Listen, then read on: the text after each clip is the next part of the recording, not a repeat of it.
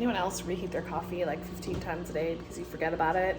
Then you're like, oh, coffee, and then into the microwave it goes.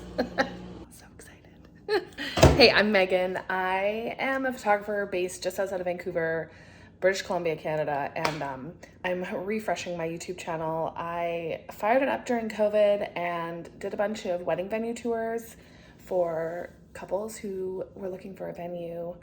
And I've shifted my business over the past couple of years to more steamy content, and my main focus is intimate couple sessions now.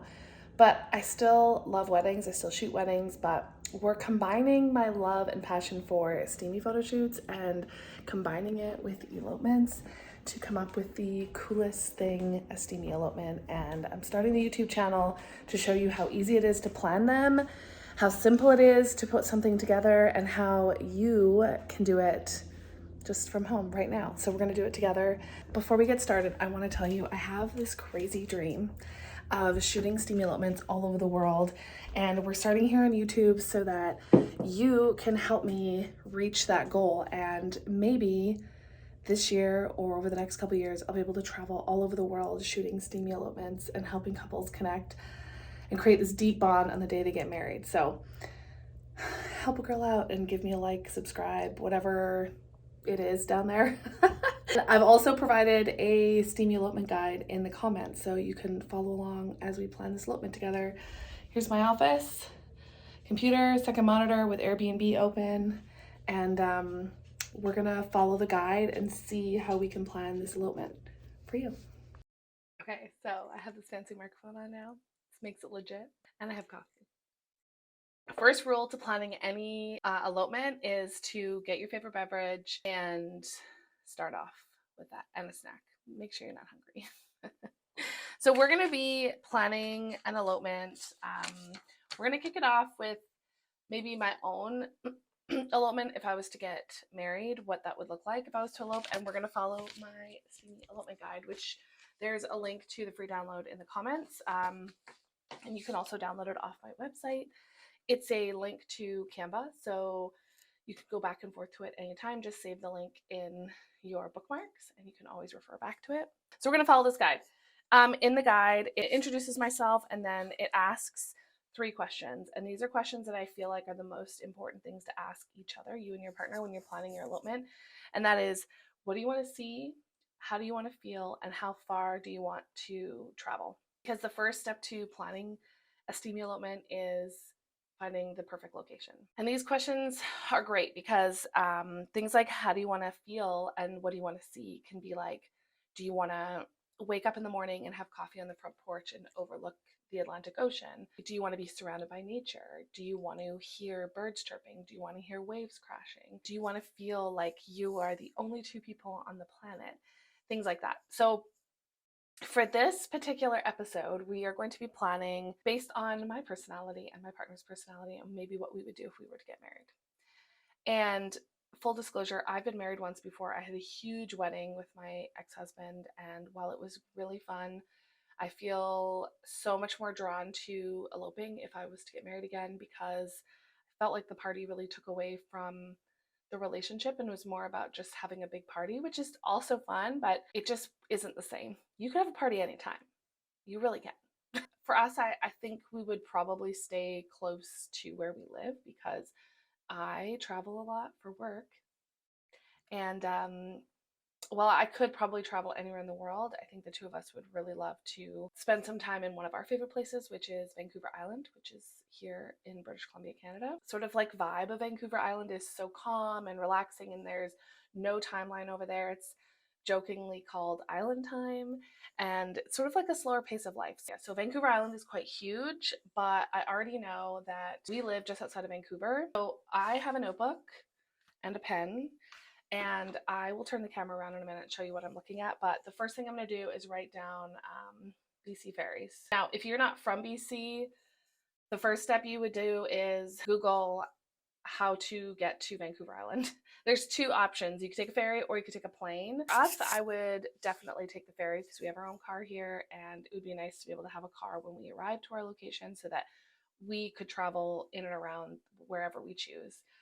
But if you're flying in from somewhere, like if you're flying into Vancouver Airport, you would probably fly or take a seaplane, which would be a really cool experience, from Vancouver Airport or from the downtown Vancouver over to either Victoria or Nanaimo, depending on your destination of choice once you're on the island. And then you could rent a car once you're there. Ferry with a vehicle is around probably $200 return. So it would just make sense for you to rent a car once you got there. You can rent a car right from the ferry terminal and right from the airport that Harbor Air flies into.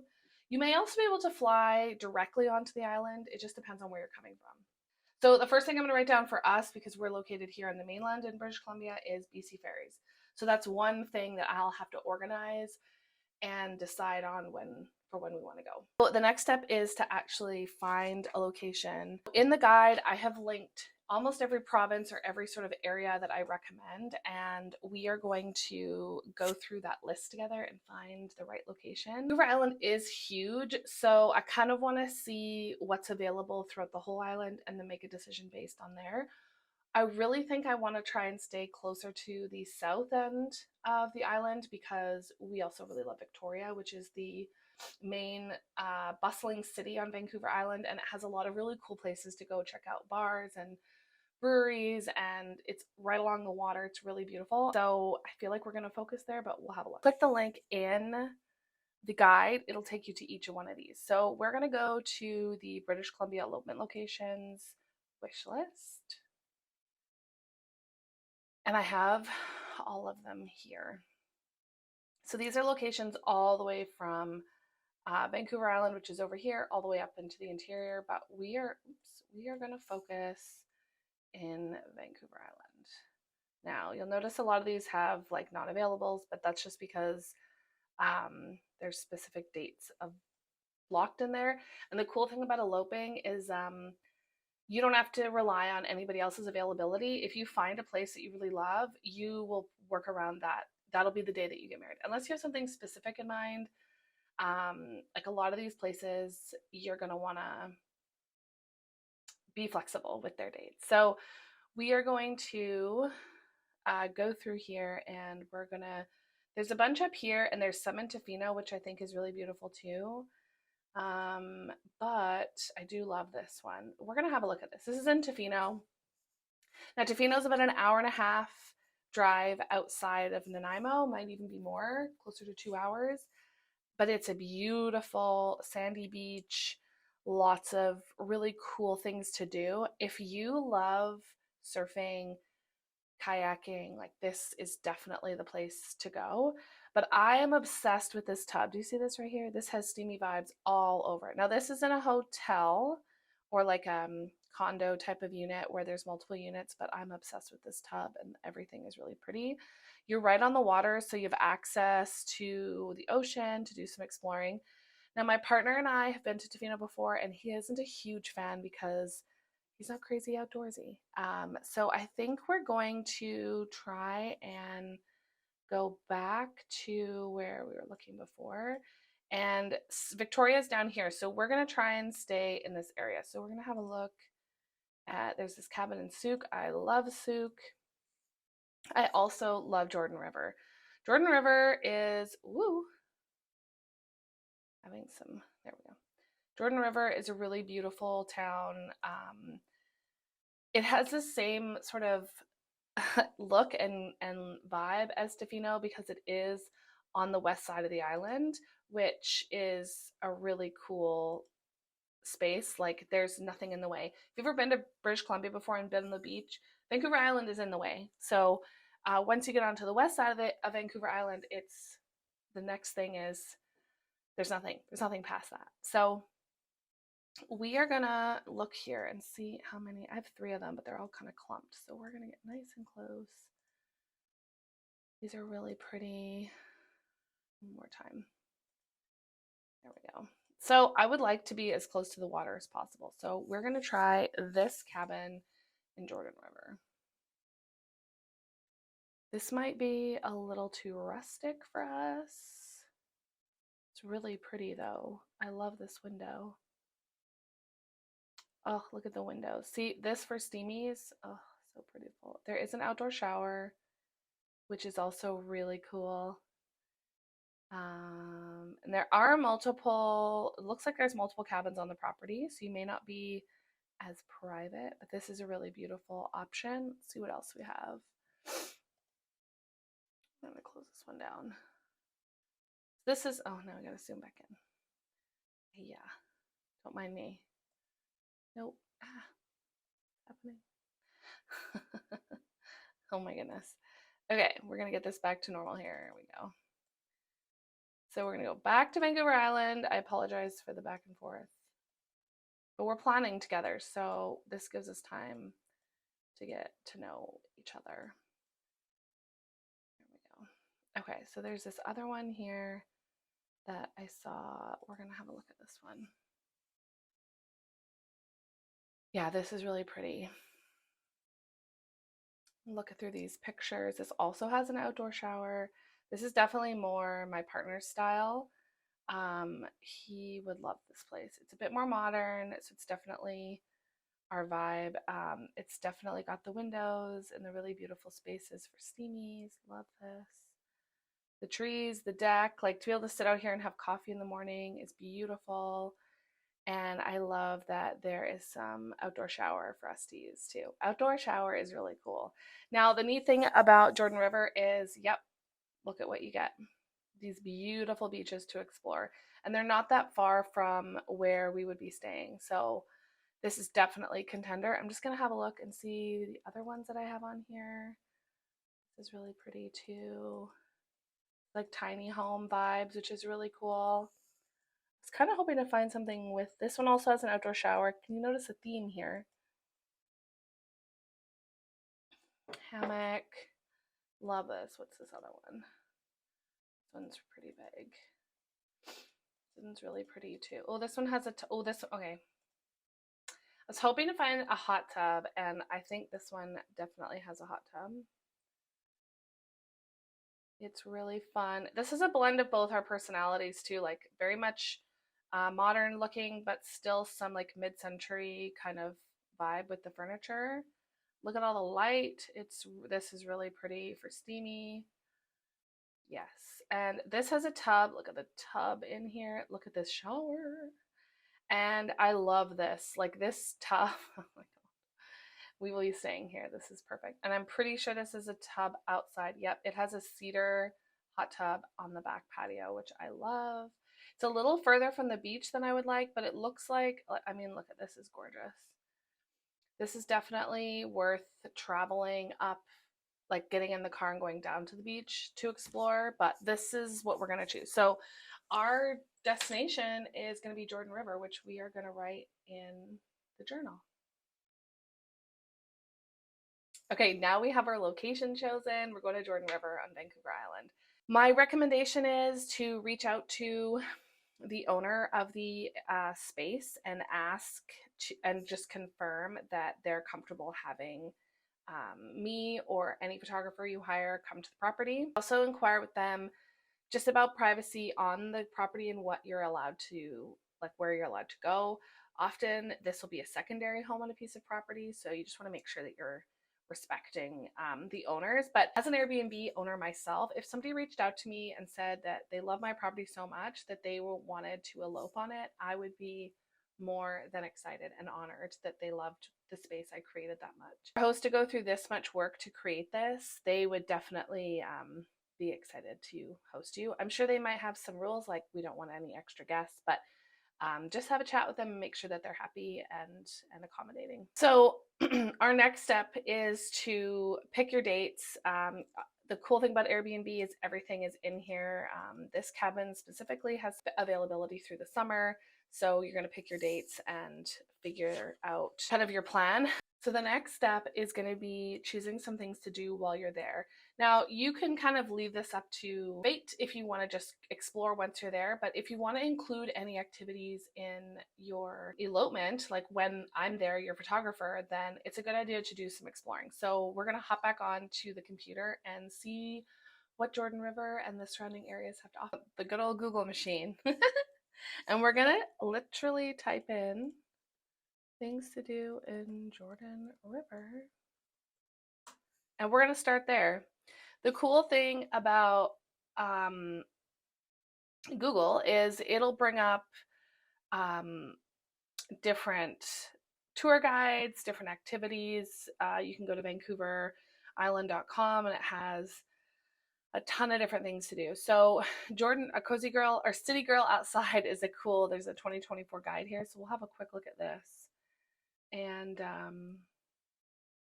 we'll have a look through here and just see, you know, where's Jordan River, how to get there. This is a really great resource for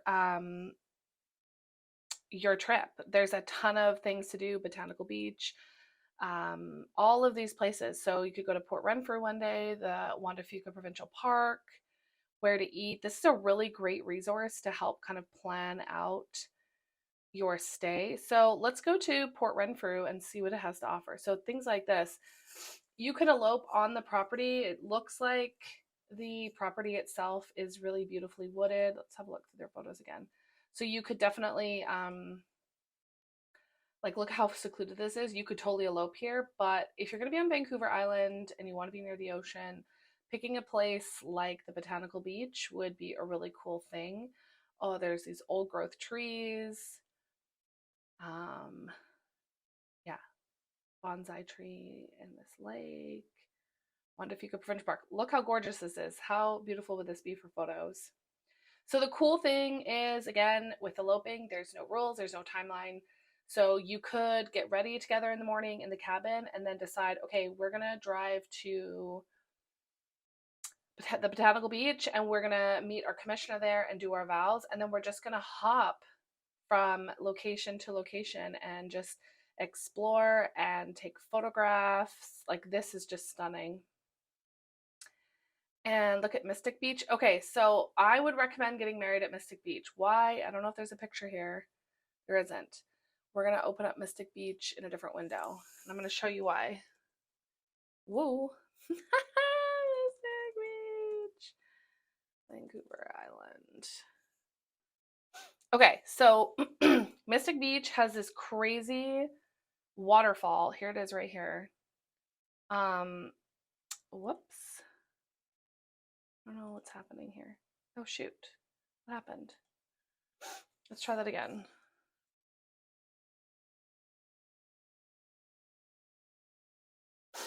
This is real time here. We'll try a different website.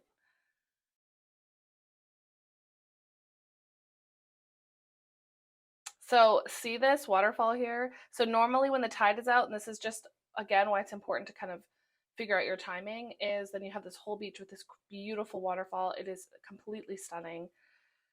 You do have to hike in a little bit, but it's only a 45-minute hike from the parking lot, which really isn't too bad. And you could probably change on the beach too, depending on what you were going to wear.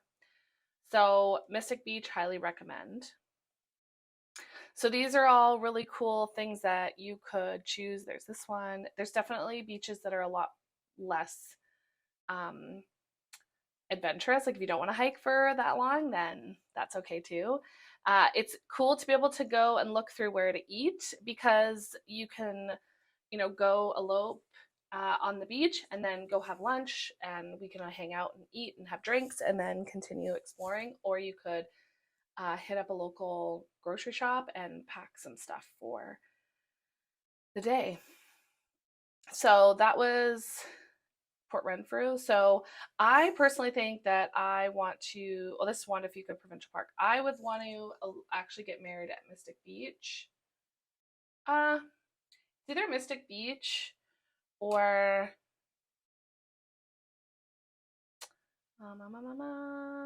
the Botanical Beach. Does it say how far? So it's 45-minute drive. We could starfish.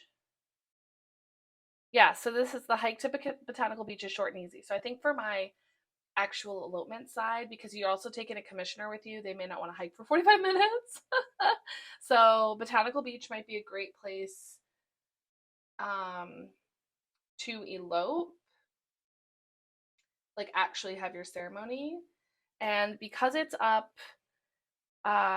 in Port Renfrew, I would do Botanical Beach, and then you could either have lunch if you're getting married in the morning, or you could have dinner afterwards somewhere up in Port Renfrew and just explore these other areas. And then you could do Mystic Beach the second day. And you could totally do, like, this is what I see happening. You could do Botanical Beach and just sort of that surrounding areas the day you elope. Then you could go out for dinner and have a wonderful evening together, and then do a steamy shoot your next day, and start in the cabin, and then actually hike out to Mystic Beach and run naked on the beach the next day. You could totally do that. I could see, like, just this alone, I could totally see that. Like, you can see how beautiful this is, how beautiful these rocks are. We would go out and do some research on how busy it is, but you know, it's just run around in your underwear out there. That would be what I would do. Now, the other option is, I love this guide. This is great. The City Girl Outside. I'm gonna tag her in this video. But the other thing we want to do while we're there is, so that would take care of our actual elopement and steamy part of our trip. But we also want to spend some time in Victoria. Now, I would probably not have this part necessarily photographed, but for my partner and I would love to spend a day in Victoria just exploring and shopping and see all these really cool little spots, right? You're right along the water. I'm gonna do this every time. You could go whale watching while you're there, especially if you're not from here. That would be amazing. So going into Victoria, you could see Parliament. We could spend a day in Victoria and just kind of, this could either be the day before we elope, or it could be the days after, but just sort of kind of exploring. I just want to see, let's do Jordan to Victoria. So 79 kilometers. So we could do maps. I love Google. What? Let's try. There we go. So it's an hour drive from your cabin to Victoria. So you could get up one morning and head into the city and spend the whole day in the city and then drive back. You could do 2 or 3 nights in Jordan River, elope, and do all your photos there. And then on your way home, because you would either fly to Victoria or you'd take the ferry into Tuasim and then go to the airport if you're flying out. You could do Jordan River and then head to Victoria and spend a night in Victoria. There's some incredible hotels there just to spend a night, and then you could just have some nightlife. That's what we would probably do. We have family in this area too. And then, you know, hit up some bars and just have some fun with that. So that could be a great option. So we have some ideas of what we want to do, where we want to go. I think we're going to do Jordan River for 2 or 3 nights and just enjoy nature. And then on our way home, we're going to almost call it our honeymoon in Victoria for a night or two and just explore everything Victoria has to offer. Okay. I think we're doing really well.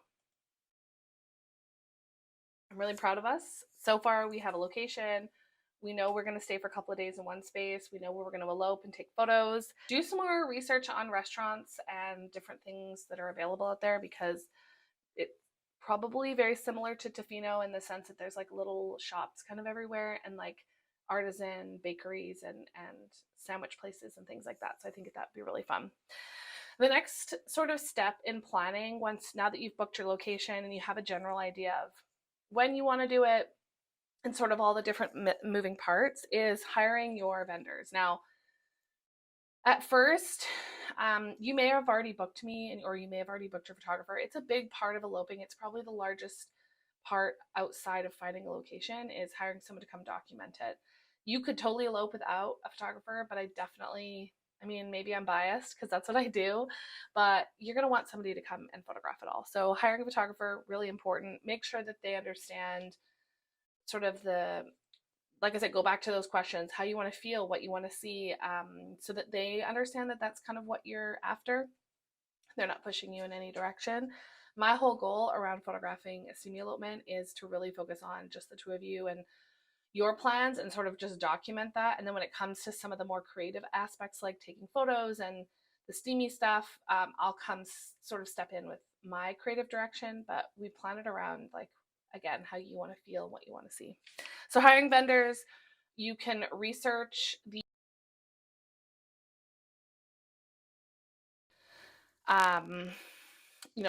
florists. You could do hair and makeup. Officiants are really good. I know Vancouver Officiant has officiants all over the province, and they have people in Victoria and beyond. So it shouldn't be too difficult to find an officiant over there. Um, if you want to add any other special things in, like hair and makeup or catering, you'll have to just kind of go through and see who's out there. I find with elopements, it's a little less um, important to have some of these details, which is what's really great about an elopement, is you kind of just get to focus on the best parts of the day and creating your own details without having to like hire a ton of people. But there's definitely a lot of options. You might need to rent a car. You might want to do the spa one day. You might want to get your hair and makeup done if that's important to you. You might want to have like desserts or catering or music if you decide, oh, I want someone to come and play guitar for us, or I don't know. There's lots of different options. So have a peek through some of those traditional wedding vendors and see if there's anything that really sticks out to you that's really important. If you're really crap at doing your hair and makeup and you really just want that, that's a great thing to have. You could always go in to Victoria for the day and get it done and come back if you need to, but a lot of times people will come out to you. You just have to research the location. We'll want to talk about ceremony and witnesses next. And I feel like when we're talking about elopements, this can be a little bit tricky because to legally get married in Canada, you have to have two witnesses, one for each partner.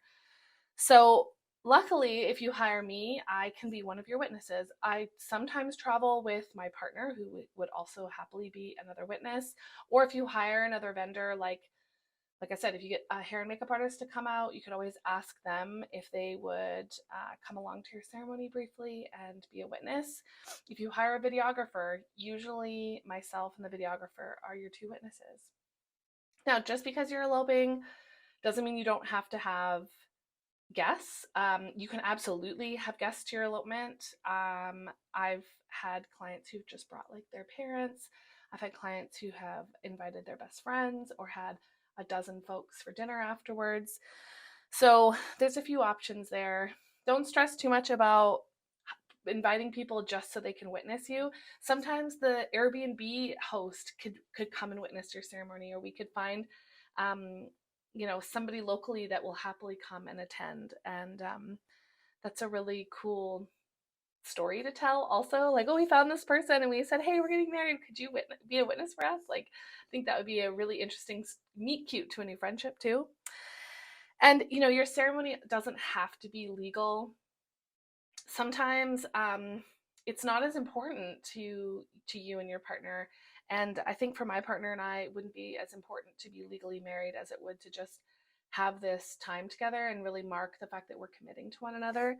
So you can absolutely do like a commitment ceremony. You could do a spiritual ceremony if you have, if faith is a big part of your relationship. You could have, anybody can come and host a ceremony, and it could also just simply be the two of you reading to each other. You don't have to have anybody that hosts it for you. You can just go to the courthouse after and sort of officially sign documents.